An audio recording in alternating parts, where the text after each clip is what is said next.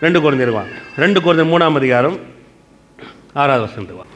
புது உடன்படிக்கையின் ஊழியக்காரராக இருக்கும்படி அவரே எங்களை தகுதி உள்ளவராக்கினார். அந்த உடன்படிக்கை எழுத்தாயிராமல் ஆவிக்குரியதா இருக்கிறது. எழுத்து கொள்ளுகிறது, ஆவியோ. இந்த ஒரு வசனத்தையே வாக்கியம் டு வாக்கியம் பிரசங்கம் பண்ணலாம். உட்காந்து யோசிச்சிங்கன்னா, உட்காந்து தியானம் பண்ணால் அவ்வளோ இருக்குது. இதில் நல்லா பைபிளை படிக்கும் போது பார்த்தீங்கன்னா ரொம்ப இம்ப்ரெஸ்ஸாக இருக்கும். சிலலாம் பைபிள் படிக்கும்போது போர் அடிக்குதுன்றாங்க இல்லைங்களா? விஷயம் என்னென்னா, சரியாக புரிஞ்சுக்கணும். சரியாக புரியணும். எப்படி புரியும்?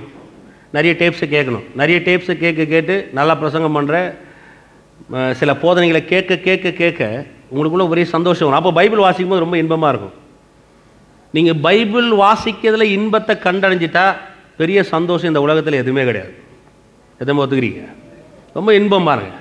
சில நேரத்தில் பைபிள் வாசிக்க உட்காந்தோம்னா அளவில்லாத போவோம் பாருங்கள். அந்த நேரமும் அந்த மணி நேரங்களும் ரொம்ப இன்பமாக இருக்கும். இங்கே சொல்கிறாரு, அதில் அந்த வாக்கியம் எடுக்கிறேன். புது உடன்படிக்கையின் ஊழியக்காரராக இருக்கும்படி அவரே எங்களை தகுதி உள்ள ஆக்கினார். புதிய உடன்படிக்கை சொல்லுங்கள். புதிய உடன்படிக்கை. அப்போ பழைய உடன்படிக்கைன்னு ஒன்று இருக்குது. இயேசு கிறிஸ்து இந்த பூமிக்கு வந்து மரித்து உயிர்த்தெழுந்த பிறகு என்ன செய்யணுன்றதுக்காக தான் பவுல் சொல்கிறார். புதிய உடன்படிக்கையின் ஊழியக்காரராக இருக்கும்படி அவர் என்னை தகுதிப்படுத்தினார். அப்போ புதிய உடன்படிக்கை ஊழியக்காரனா எது சொல்லுங்கள்? எதுங்க? புது உடன்படிக்கை ஊழியனா எதுங்க? இயேசு வந்ததிலிருந்து, இயேசு பிறந்ததிலிருந்து, இயேசு மரித்ததிலிருந்து, இயேசு அந்த மரணத்தை ஜெயித்து உயிர்த்தெழுந்ததிலிருந்து என்ன உடன்படிக்கை? புதிய உடன்படிக்கை. இப்போ பவுல் சொல்றாரு, புது உடன்படிக்கையின் ஊழியக்காரராக இருக்கும்படி அவர் எங்களை தகுதி உள்ளவராக்கி இருக்கிறார். அப்போ ஒவ்வொரு முறையும் பவுல் பேசும்போது எந்த இதில் பேசுறாரு? எதை பேசுறாருங்க? வீட்டில் போய் பவுல் எந்த நிருபங்கள் எல்லாம் வாசிச்சு பாருங்க. கிறிஸ்துவினுடைய மரணத்துக்கு பிறகு என்ன சம்பவிக்க வேண்டும் என்பதை சபைகளுக்கு எழுதுகிற ஒரே ஒரு அப்போஸ்தலன், மிக சிறந்த அப்போஸ்தலன் பேதுரு எழுதியிருக்கிறார், யோவான் எழுதியிருக்கிறார். ஆனால் மிக சிறந்த அதிகமான வகையில் எழுதினவர் பவுல் மாத்திரம்தான். ஏன் அப்படி எழுதுறாருன்னா, ஒரு மனிதருக்கு வாழ்வு தேவ நீதியில் இருக்கு, ஒரு மனுஷனுடைய ஜெயம் தேவ நீதியில் இருக்கு, பாவத்தை மேற்கொள்ளக்கூடிய வல்லமை தேவ நீதியில் இருக்கு, இந்த உலகத்தில் இருக்கிற எல்லா சூழ்நிலையில ஜெயித்து முன்னேறி வருவது தேவ நீதியில் இருக்கு. அந்த தேவ நீதி எதுனா புதிய உடன்படிக்கை. எப்பொழுது புதிய உடன்படிக்கை நீங்க அந்த புதிய உடன்படிக்கையின் ஊழியத்துக்குரிய காரியத்தை கேட்கிறோமோ அந்த காரியம் தான் வெற்றி உண்டு. அதான் சொல்றார், புது உடன்படிக்கையின் ஊழியக்காரர் இருக்கும்படி அவரே எங்களை என்ன பண்ணியிருக்கிறார்? தகுதி உள்ளவராக்கி வைத்திருக்கிறார். அப்போ ஒவ்வொரு முறையும் பவுல் பேசும்போது அதில் தான் பேசுறார். அடுத்த வருஷம் அதில் அடுத்து சொல்ல பாருங்க. அந்த உடன்படிக்கை எந்த உடன்படிக்கை? புது உடன்படிக்கை. அந்த உடன்படிக்கை எழுத்தாயிராமல் ஆவிக்குரியதா இருக்கிறது. எழுத்தாயிராமல் சொன்னா பழைய உடன்படிக்கை பத்தி பேசுறாரு. எழுத்தாயிராமல் எது? அது பழைய உடன்படிக்கை. எழுத்தாயிராமல் ஆவிக்குரியதா இருக்கிறது. எழுத்து கொள்ளுகிறது, ஆவியோ உயிர்ப்பிக்கிறது. எழுத்துன்ற வர இடம்லாம் வந்து பார்த்தீங்கன்னா பழைய உடன்படிக்கை பற்றி பேசுகிறார். அடுத்த 7வது வசனம் ரொம்ப அருமையாக இருக்கும். ஆனால் 6வது வியாக்கணம் பண்ணிட்டு தான் 7க்கு போனோம். இங்கே சொல்கிறாரு பாருங்க, எழுத்து கொள்ளுகிறது, ஆவியோ உயிர்ப்பிக்கிறது. எழுத்து கொள்ளுகிறது எப்படி? அப்போ பழைய உடன்படிக்கை எல்லாம் கொள்ளுதா? இல்லை. பழைய உடன்படிக்கை ஆக்கினை தீர்ப்பு வருது. எழுத்து எல்லாமே ஆக்கினை தீர்ப்பின் உணர்வை மனுஷனுக்கு ஏற்படுத்தி தருது. அந்த ஆக்கினை தீர்ப்பின் உணர்வு ஒரு மனுஷனை கொள்ளுகிறது. அதில் தான் இங்கே எழுதும்போது சொல்றாரு, எழுத்து கொள்ளுகிறது, ஆவியோ நல்லா விளக்கி சொல்றேன். அப்போ பழைய உடன்படிக்கை வாங்க. பழைய உடன்படிக்கை எப்படி கொள்ளுகிறது? ஏன் கொல்லணும்? எப்படி அது கொள்ளுகிறதுன்னு சொல்லுது வேதம்? எப்படி புதிய ஏற்பாட்டில் அப்படி வருது? ஏன் அப்படி சொல்றாரு பாருங்க. பழைய உடன்படிக்கை என்னன்னா 10 கட்டளை எடுத்துங்க, பிரமாணங்கள் எடுத்துங்க. 10 கட்டளை எடுத்துங்க. கொலை செய்யாதிருப்பாயாக, களவு செய்யாதிருப்பாயாக, விபச்சாரம் செய்யாதிருப்பாயாக, பிறர் பொருளையோ வேலைக்கான இச்சையா இருப்பாயாக, இதெல்லாம் இருப்பாயாக செய்யாதிருப்பான்னு சொல்லுது இல்லைங்களா? இப்போ பாருங்க, எழுத்து இதை சொல்லுது. இதை ஒருத்த செய்யல, அவனுக்குள்ள என்ன வரும்? ஆக்கினை தீர்ப்புன்னு உணர்வு வரும். நான் செய்யல, அதுக்காக நான் என்ன பண்ண வேண்டியவன்? ஆக்கினை தீர்ப்பு உணர்வுடையவன், நான் தண்டிக்கப்பட வேண்டியவன் என்ன வருது? இப்போ அந்த எழுத்து அவனுக்கு ஆக்கினை தீர்ப்பு உணர்வை ஏற்படுத்துகிறது. அந்த ஆக்கினை தீர்ப்பு உணர்வு அவனை என்ன செய்யுது? கொல்லுகிறது. அப்போ பழைய ஏற்பாட்டில் வாசிக்கும் போது யாராலையும் பாருங்க, அதில் ஒரு திடகரமான போனவன் நான் சொன்னேன் இல்லைங்களா உங்களுக்கு, செய்ய முடியாதது. அது யாராலையும் அது செய்ய முடியாது. அது செய்ய முடியாது. ஆனால் அது செய்ய முடியாததுக்காக தான் கர்த்தர் அங்கே ஒன்று ஏற்படுத்தி வச்சார். என்ன ஏற்படுத்தி வச்சார்? பலி ஏற்படுத்தி வச்சார். ஏன்? இவனுக்கு செய்ய முடியலன்னு வரும்பொழுது அவனுக்கு அந்த குற்ற மனசாட்சி வந்தது, அந்த ஆக்கினை தீர்ப்பு உணர்வு அவனுக்கு வந்துடுது. ஐயோ, கட்டளையை மீறிட்டனே, பிரமாணம் செய்ய முடியல, கட்டளையை மீறிட்டனே, பிரமாணம் செய்ய முடியலையே, கட்டளையை மீறிட்டனே, பிரமாணம் செய்ய முடியலையே, இப்படி வர அவன் குற்ற மனசாட்சிக்கு வந்தான். இப்போ அவன் தண்டனையை அவனுக்குள்ள வர வைக்கிறான். சைக்கோசோமேட்டிக் இல்னஸ் அவனுக்கு வேலை செய்யுது. அவனுடைய சைக்காலஜி, இப்போ அவனுடைய மனம் அவன் சரீரத்தை தண்டனை கொண்டு போகுது. அதனால தான் அங்கே பிதாவாகிய தேவன் ஒரு பெரிய இரக்கத்தை ஏற்படுத்தி வைத்தார், அங்கே ஒரு பலியை ஏற்படுத்தி வைத்தார். நீ தண்டிக்கப்பட தேவையில்ல, உன் பாவங்களை இந்த ஆடு என்ன செய்து சுமந்து தீர்க்கிறது. அப்ப எழுத்து ஆக்கினை தீர்ப்பு கொண்டு வருகிறது. ஆக்கினை தீர்ப்பின் உணர்வு ஒரு மனுஷனை கொல்லுகிறது. எத்தனை பேர் விளங்குது? அதான் பழைய ஏற்பாடு. யோசிச்சு பார்த்தீங்களா? அப்ப புது உடன்படிக்கை ஊழியக்காரங்களை ஏன் நியமித்திருக்கிறான்னு சொன்னா, ஒரு மனுஷனுக்கு மனதுக்குள்ளாக ஆக்கினை தீர்ப்பின் உணர்வை பேசுறதுக்கு ஒரு புதிய உடன்படிக்கை ஊழியக்கார அவசியம் கிடையாது. பழைய உடன்படிக்கை ஊழியக்காரே போதும். 7வது வசனம், எழுத்துக்களினால் எழுதப்பட்டு கற்களில் பதிந்திருந்த மரணத்துக்கு ஏதுவான ஊழியத்தை செய்த மோசேயுடைய, பாதி நிக்க வச்சுக்கிறேன். மோசே செய்த ஊழியம் என்னது? நான் சொல்லலைங்க, எல்லாம் என்ன முறைச்சு பார்க்காதீங்க. என் பைபிளை மாத்திரம் மோசே செய்தது மரணத்துக்கு ஏதுவான ஊழியம் எப்படி சொன்னேன்? நான் சொன்னேன். என்ன வருதுங்க? மரணத்துக்கு ஏதுவான ஊழியத்தை செய்த மோசே வருதா, வரலையா? அப்ப மோசே செய்த ஊழியம் என்ன? மரணத்துக்கு. அப்ப மோசே மரணத்துக்கு ஏதான ஊழியத்தை செய்தார். அப்ப யோசிச்சு பாருங்க. நீ ஏன் வேதம் அப்படி சொல்லுது? மரணத்துக்கு ஏதான ஊழியத்தை செய்த. ஒவ்வொரு ஊழியத்துக்கு ஒரு பேர் இருக்கு. இந்த ஊழியத்துக்கு ஒரு பேர் இருக்கு, ஜீவன் ஃபவுண்டேஷன். ஜீவன் சொன்னா தெய்வரகமான வாழ்வு, தெய்வரகமான வாழ்வை கொடுக்குற ஊழியம், அதுக்கு பேர் தான் ஜீவன். அதுக்கு தான் ஃபவுண்டேஷன், அஸ்திபாரம் அப்படின்னு வச்சிருக்கோம். ஜீவன் ஃபவுண்டேஷன், ஜீவனை தருகிற ஒரு ஃபவுண்டேஷன், இந்த ஊழியத்துக்கு பேர் அது. இப்போ மோசே ஊழியம் என்னப்பா ஊழியம் செஞ்சார் மோசே? நல்லா தான் சொல்லுங்க. எல்லா வேதத்திலும் இருக்குதா? அண்டர்லைன் பண்ணிங்க. ஏன் இதெல்லாம் சொல்கிறேன்னா, நாளைக்கு உங்களை வெளியில் போனீங்கன்னா சும்மா இல்லாமல் உங்களை சொரிஞ்சினே இருப்பானுங்க. எப்படி அவர் சொல்கிறது? நான் எதுக்கும் எதிராளி கிடையாது. நான் பிதா, குமாரன், பரிசுத்த ஆவியானவர் விசுவாசிக்கிறேன். மரணம் உயிர்த்தெழுதலை விசுவாசிக்கிறேன். மறுபிறப்பை, born again எக்ஸ்பீரியன்ஸை 100% விசுவாசிக்கிறேன். ஆவியின் அபிஷேகத்தை விசுவாசிக்கிறேன். அந்நிய பாஷையை விசுவாசிக்கிறேன். எல்லாத்தையும் விசுவாசிக்கிறேன். நான் நியாயப்பிரமாணத்துக்கு எதிராளி கிடையாதுங்க. ஆனால் நியாயப்பிரமாணம் ஏன் கொடுத்துருந்து சரியான அறிவில் போதிக்கணும்னு நான் விரும்புகிறேன். பழைய உடன்படிக்கும் புதிய உடன்படிக்கும் உள்ள வித்தியாசத்தை ஒரு கிறிஸ்துவன் தெரிஞ்சுக்கலன்னா அவன் வாழ்க்கையில் எந்த நன்மையும் அவனால் பெற்றுக்கொள்ளவே முடியாது. அதை நான் விசுவாசிக்கிறேன். நிறைய பேர் என்ன நினைக்கிறாங்கன்னா, நான் டிவியில் பேசுறதுல இவர் எங்க ஒரு வேலை பாருங்க, பழைய உடன்படிக்கே தவறு. பழைய உடன்படிக்கை ஏன் கொடுத்தாரு? அது ஏன் செய்ய முடியல? அதில் என்ன பிரச்சனை பாருங்க. இப்போ நானே சொன்னேன் உங்களுக்கு 2 கொரிந்தியர் 3:7 வசனத்தில், கற்களினால் எழுதப்பட்ட ஒரு ஊழியம் அது மரணத்துக்கு ஏதுவான ஊழியம். அப்போ மோசே செஞ்சது எந்த ஊழியம்? ஏன் அப்படி சொல்றாரு? அதனால யாருமே வாழ்வு பெறல. என்னைக்கு அந்த கற்பனையில் இறங்கி மலையிலிருந்து கீழே இறங்கி வந்தாரோ எத்தனை பேர் செத்தான்? எத்தனை பேருங்க செத்தாங்க? 3000 செத்து போயிட்டான். அப்போ அந்த கற்பனைகளை வாங்கி மலையிலிருந்து கீழே இறங்கி வந்தோடனே 3000 பேர் கொல்லப்பட்டார்கள். எழுத்து கொல்லுகிறது. எழுத்து ஆக்கினை தீர்ப்பை கொண்டு வருகிறது. ஆக்கினை தீர்ப்பு ஒரு மனுஷனை கொல்லுகிறது. அன்னைக்கு என்னைக்கு கட்டளை வந்ததோ அது செத்து போயிட்டாங்க முதல்ல. அதுக்கப்புறம் என்ன நடக்குது? அதுல அடுத்த அந்த பிற்பகுதி 7வது வசனம் பிற்பகுதி, செய்த மோசேயுடைய முகத்திலே, அப்படியே வாசிக்கலாம். மரணத்துக்கு ஏதுவான ஊழியத்தை செய்த மோசேயுடைய முகத்திலே மகிமை பிரகாசம் உண்டானபடியினால் இஸ்ரவேல் புத்திரர் அவன் முகத்தை நோக்கி பார்க்க கூடாது இருந்தார்கள். சொல்லுங்க, பார்க்க கூடாது இருந்தார்கள். இப்போ அப்படியே இறங்கி வரார் மோசே, மகிமையா இறங்கி வரார். முகம் அப்படியே பிரகாசிக்குது. எல்லாரும் என்ன பண்ணாங்க? முக்காடை போட்டுக்கிட்டாங்க. எல்லாரும் என்ன பண்ணாங்க? ஏன் பார்க்க முடியல?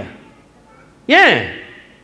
அது வாழ்வு தரல. அதனால அந்த முக வெளிச்சத்தை யாரும் பார்க்க முடியல. எல்லாரும் என்ன செஞ்சாங்க?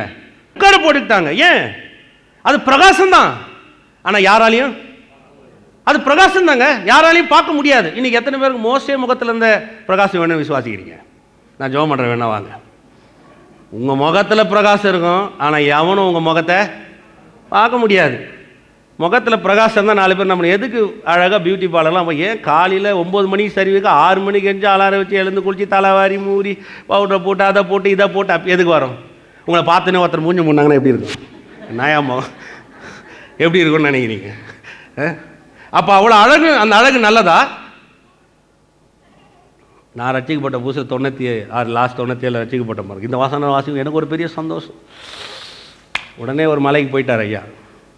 அங்கே போய் ஒரு 21 நாள் பாஸ்டிங், ஒன்லி வாட்டர் பாட்டில், ஒன்றும் சாப்பிட்றது கிடையாதுங்க. ஒன்றும் யார் மூஞ்ச நான் பார்க்க போகிறதுலாம் ஆண்டவரே. காலையில் இருந்தால் ஜபம், அதில் ஜபம், தண்ணி குடிச்சிட்டே இருக்குது. வாட்டர் கேனில் தண்ணி வச்சு தண்ணி குடிச்சு ஜபம் பண்ணுறது. முகத்தில் பிரகாசம் வந்துச்சேன், டெய்லி கண்ணாடியை போய் பார்க்குறது. 21 நாள் இல்லை, சும்மா நினைக்காதீங்க, சீரியஸாக சொல்கிறேங்க. மோசேவுடைய முகத்தில் இந்த அதே பிரகாசிய முகத்தில் வீசணும் ஆண்டவர், வீசணும். கீழே வந்து பார்த்தா அவங்க கேட்டாங்கன்னா ரொம்ப டல்லாகிட்டுக்கிறேன் அப்படி. எனக்கு அப்படியே 21 நாள் உபவாசம் இருந்து அந்த மகிமையை கொஞ்சமாவது எவனாவது பார்த்தானா, இவன் கண்ணில் ஏதாவது பிரச்சனையா, ஏன்னா அவன் இவ்வளோ டல் ஆகிட்டுக்கிறேன், கொஞ்சம் உடம்பு தேர்த்து ஹெல்த்தியாடுறா அப்படின்னா. கர்த்தருக்கு ஸ்தோத்திரம். அவன் மூஞ்சியாவது பார்த்து டல்லாகிறன்னு சொன்னான். அந்த பிரகாசம் இருந்தால் என் மூஞ்சியா அவன் என்ன பண்ணிக்க மாட்டான், இவன் முகத்தை பார்க்கறதுக்கு சும்மா போலான்னு மூடிருக்கலாம். அப்போ பாருங்க, அந்த முகத்தில் பிரகாசம் இருந்துச்சு, ஆனால் அது யாருக்கும் வெளிச்சம், அதான் உண்மை. அப்போ மோசேக்கு முகத்தில் பிரகாசம் இருந்துச்சு, கடவுளுடைய கற்பனையை பெற்றுக்கொண்டு இறங்கி வரார், பிரகாசம் இருந்துச்சு, ஆனால் அது யாருக்கும் வெளிச்சம். அப்படியே வாசிங்க 8வது வசனம். ஒளிந்து போகிற, இதெல்லாம் நான் சொல்லலைங்க, வேதத்தில் ஒளிந்து போகிற மகிமையுடைய அந்த ஊழியம். எப்படி சொல்றாரு பாருங்க, ஒளிந்து போகிற மகிமையுடைய அந்த ஊழியம் அப்படிப்பட்ட மகிமை உள்ளதா இருந்தால் ஆவிக்குரிய ஊழியம் எவ்வளவு அதிக மகிமை உள்ளதா இருக்கும். 9வது வசனம். ஆக்கினை தீர்ப்பு கொடுக்கும் ஊழியம் மகிமை உள்ளதா இருந்தால் நீதியை கொடுக்கும் ஊழியம் அதிக மகிமை உள்ளதாய் இருக்குமே.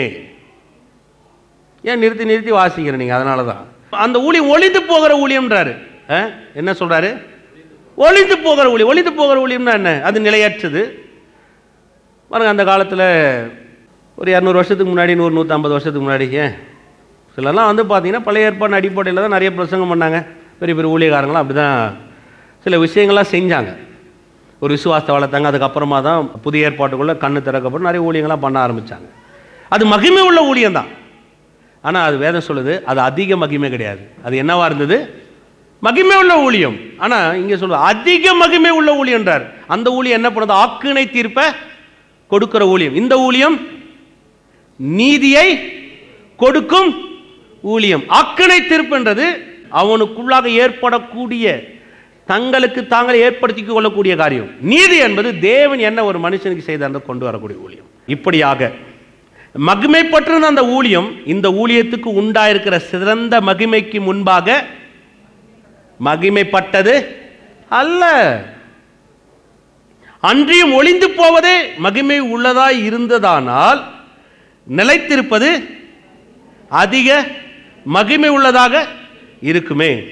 நாங்கள் இப்படிப்பட்ட நம்பிக்கை உடையவர்களாதலால் மிகவும் தாராளமாய். இப்போ நான் ஏன் இப்படி பேசுறேன்னு விளங்குதா உங்களுக்கு? நான் ஏன் இப்படி பேசுகிறேன்? சிலர் என்ன சொல்கிறாங்கன்னா, நீங்கள் சபையில் கிருபையை பேசுனீங்கன்னா மனுஷன் வந்து பார்த்தீங்கன்னா திருந்த மாட்டான். அதனால் நீங்கள் நியாயப்பிரமாணத்தில் நீங்கள் என்னைக்கு சபையில் பேசுகிறீங்களோ, பிரமாணத்தை என்னைக்கு சபையில் பேசுகிறீங்களோ அன்றைக்கி தான் மனுஷன் திருந்துவான் பிரதர் அப்படின்றாங்க. வாய்ப்பே கிடையாது. நான் வேணா உங்களுக்கு சொல்ல, இயேசுவே பண்ணிட்டார். இயேசுவோட சிறந்த போதர் என்ன பார்க்க முடியுமா?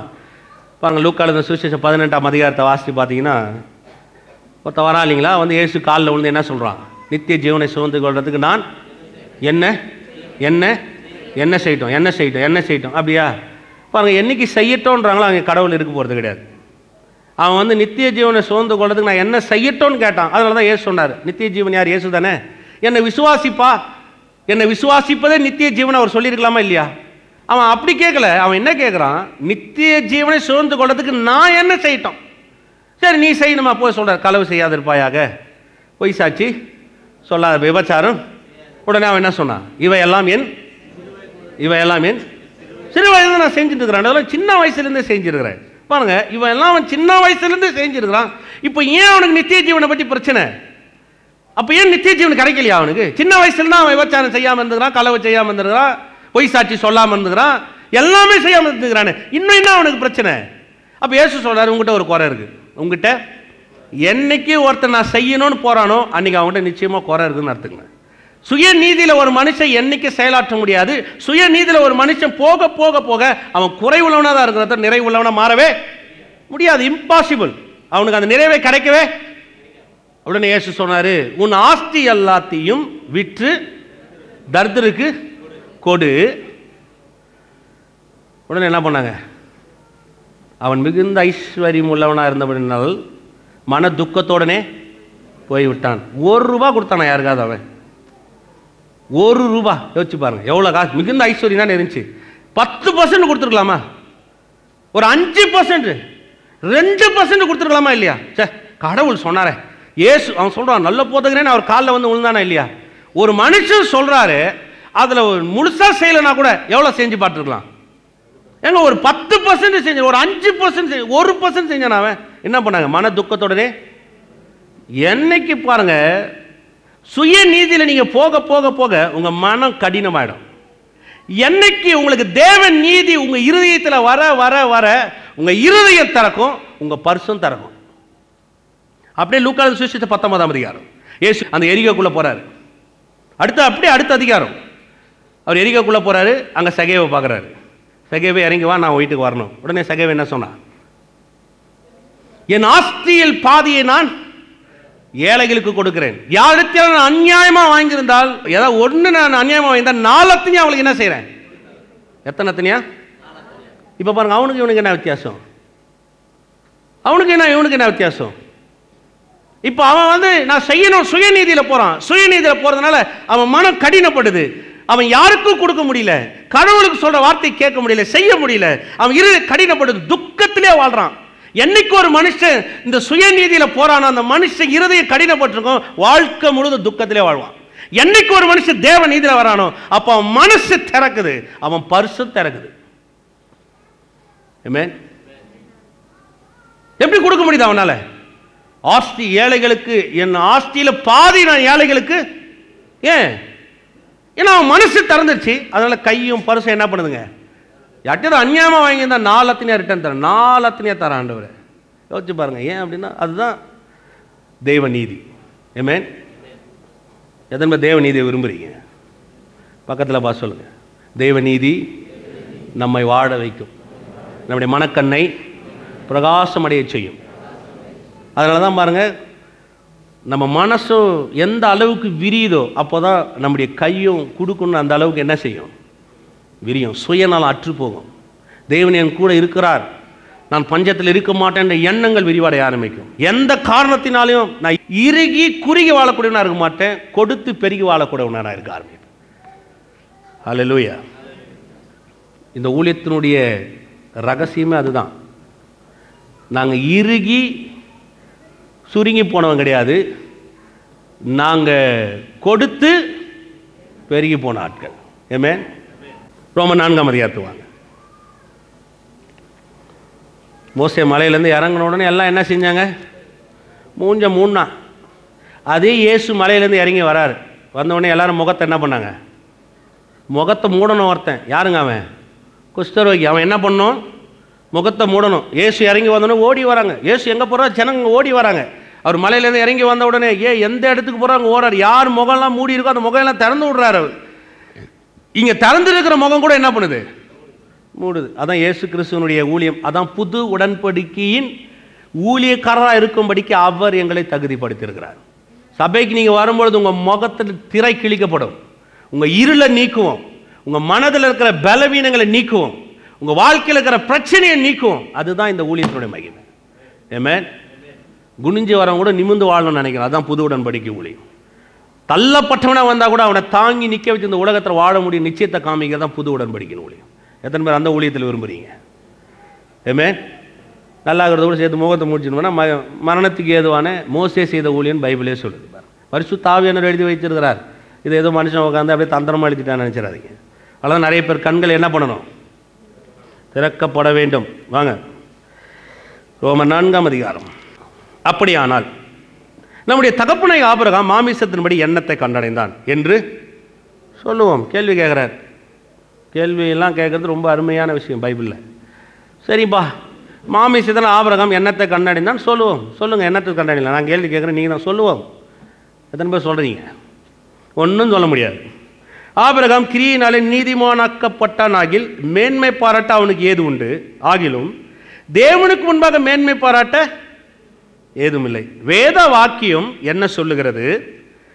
ஆபிரகாம் தேவனை விசுவாசித்தான், அது அவனுக்கு நீதியாக எண்ணப்பட்டது என்று சொல்லுகிறது. ஆபிரகாம் தேவனை விசுவாசித்தான் அப்படின்னா என்னன்னா, தேவன் உடைய நீதியை விசுவாசித்தான், அது அவனுக்கு நீதியாக, எது நீதியாக எண்ணப்பட்டது? அவன் தேவனை விசுவாசித்தான், அது அவனுக்குன்னா எது நீதியாக எண்ணப்பட்டது?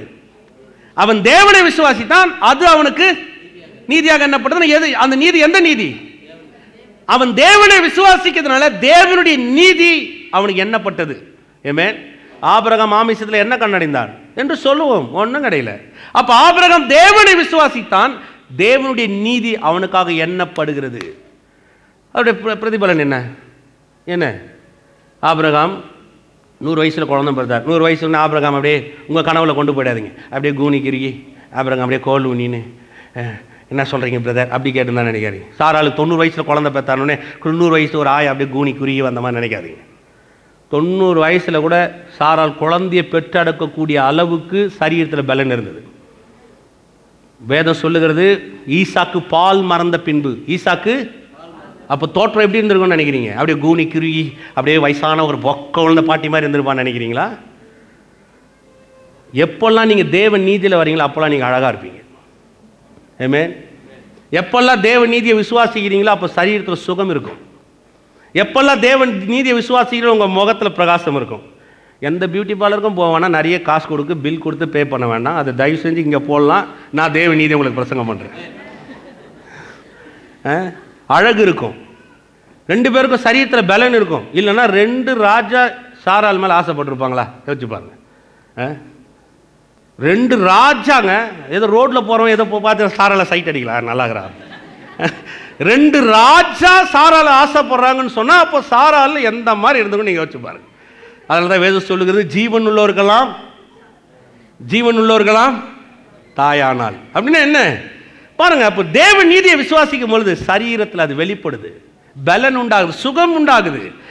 ஆபிரகாம் தேவனை விசுவாசித்தான், அது அவனுக்கு நீதியாக எண்ணப்பட்டு தேவனுடைய நீதி அவனுக்கு எண்ணப்படும் பொழுது சுருங்கி போயிருக்கிற சரீரம் பலன் அடையுது, அழகுள்ளவனா மாறுறான், ஆரோக்கியம் உள்ளவனா மாறுறான், பலன் உள்ளவனா மாறுறான்.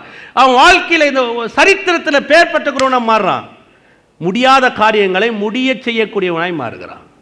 ஆமென். எத்தனை விசுவாசிக்கிறீங்க? ஹல்லேலூயா. அப்ப தேவன் நீதியை விசுவாசிக்கும் பொழுது என்ன உண்டாகுது? சுய ஆக்கினை தீர்ப்பு வர்றதுக்கு வாய்ப்பு கிடையாது. அதனால தான் நான் உங்களுக்கு சொல்றது, சுய ஆக்கினை தீர்ப்பு உள்ள ஏற்படுத்திக்கிட்டீங்கன்னு வைங்க, லாக்கி இல்லாதனால தானே உங்களை ரட்சித்தாரு. நீங்கள் லாக்கியாக இருந்திருந்தீங்கன்னா யோசிச்சு பாருங்க, நீங்கள் இயேசுகிட்ட வந்திருப்பீங்களா? நீங்கள் நான்லாம் ரொம்ப பர்ஃபெக்ட் அப்படின்னு அப்படியே கடவுளாக பிரதர் நம்மளுக்கு உட்கார வச்சிருப்போன்னு நினைக்கிறீங்களா? நான் லாக்கி இல்லை பிரதர்ன்றதான் ரட்சித்தாரு. ஏன்னா வேதம் சொல்லுகிறது, ஆகாதுண்டு தள்ளப்பட்ட கல்லு தான் தலைக்கு மூளைக்கல் ஆயிற்று, அது கர்த்தரால் ஆயிற்று, அது அநேக கண்களுக்கு ஆச்சரியம். அதுதாங்க வேதம். அப்போ நான் லாக்கியா இல்லை பிரதர், ஏன் உள்ளுக்குள்ளே வஞ்சிக்கிறீங்க? உங்களுக்கு ஒரு யூனிஃபார்ம் இருக்கு, தேவ நீதின்ற யூனிஃபார்ம் உங்களுக்கு இருக்கு. அந்த தேவ நீதின்ற யூனிஃபார்முக்குள்ள உங்க ஆக்கினை திருப்பி உள்ள கொண்டு போகாதீங்க, அது ஆபத்து. உங்க ஆயுசு நாட்களை கொண்டுடுது, சுகவீனமாயிடுது, உங்க ஜபத்துக்கு பதில் வருமான்ற சந்தேகம் வந்துடுது. பிசாசு உங்களோடு கூட வந்து அமர்ந்து உங்களை நசுக்கிறதுக்கு இடத்தை ஏற்படுத்தி கொடுக்கிறது. 1000 பிரச்சனை இருக்கட்டும், லாய்க்கு இல்லை, ஆனாலும் ஆண்டவரே நான் தேவனுடைய ஆலயமா இருக்கிறேன், இந்த லாய்க்கு இல்லாத காரியம், இந்த தகுதி இல்லாத காரியம், இந்த உதவாத காரியம் என்னை விட்டு நீங்கும், நான் தேவனுடைய ஆலயமாய் இருக்கிறேன் என்றும் தேவனுடைய ஆவியானவர் எனக்குள் வாசமா இருக்கிறார் என்றும் ஆவியான வார்த்தை எனக்கு சொல்லி கொடுத்துருக்குது. எத்தனை பேர் விசுவாசிக்கிறீங்க? இப்போ நான் தேவ நீதியை விசுவாசிக்க தான் மாமிச பலவீனத்தில் வெளியில் வரேன், மனதின் பலவீனத்தில் வெளியில் வரேன், ஆக்கினை தீர்ப்பின் ஆபத்திலிருந்து வெளியில் வரேன், தண்டனையிலிருந்து வெளியில் வரேன். எத்தனை பேர் அப்படி விசுவாசிக்கிறீங்க? ஆமென். ஹல்லேலூயா. எந்த வகையிலும் தண்டனைக்குரியவர்கள் எண்ணாதீங்க. ஏன்னா உங்கள் தண்டனையை 2000 ஆண்டுகள் நம்ம ஒருத்தர் ஏற்றுக்கொண்டார். ஆமென். யாருக்காக அவர் அடிக்கப்பட்டார்?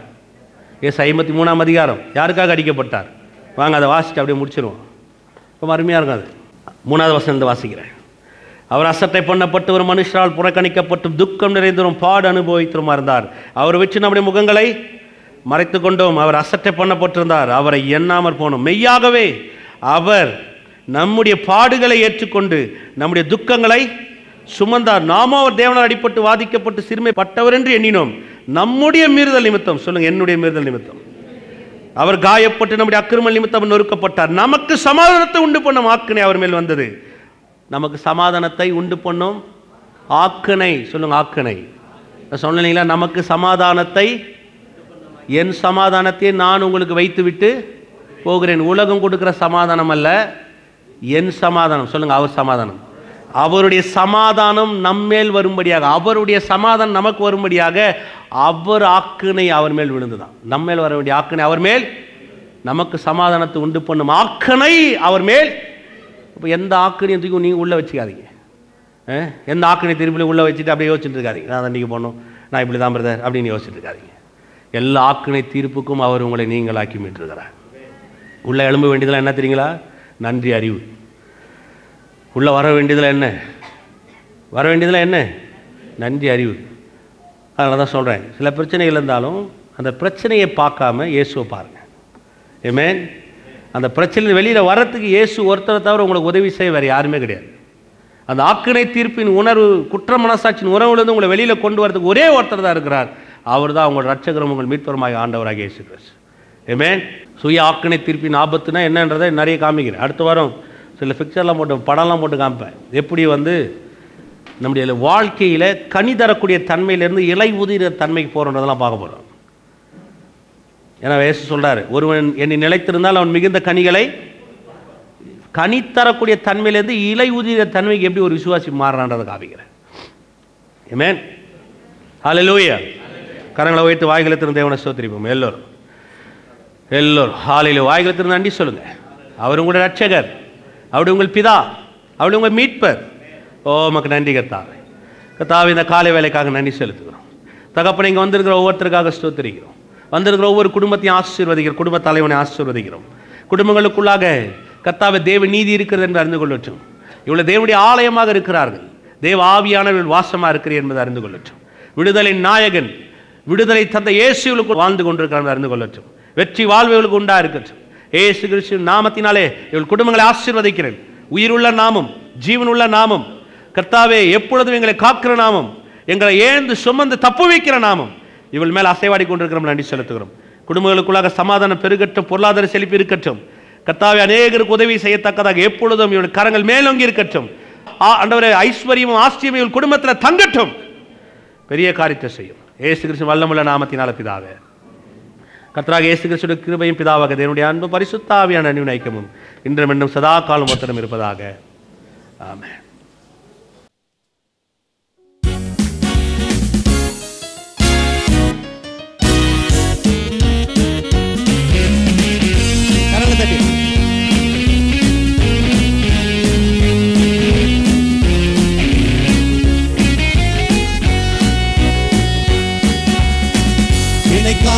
கர்த்தர் உண்டு, கருத்தாய் என்னை காப்பார். ராப்பகல் கண்ணுறங்காமல் கண்மணி போல காப்பார். என்னை காக்க கர்த்தர் உண்டு, கருத்தாய் என்னை காப்பார்.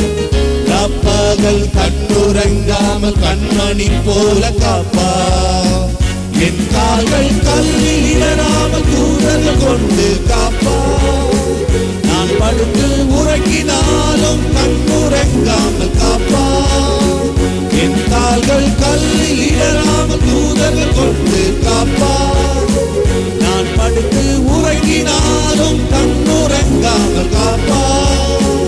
என்னை காக்க கர்த்தர் உண்டு, கருத்தாய் என்னை காப்பார்.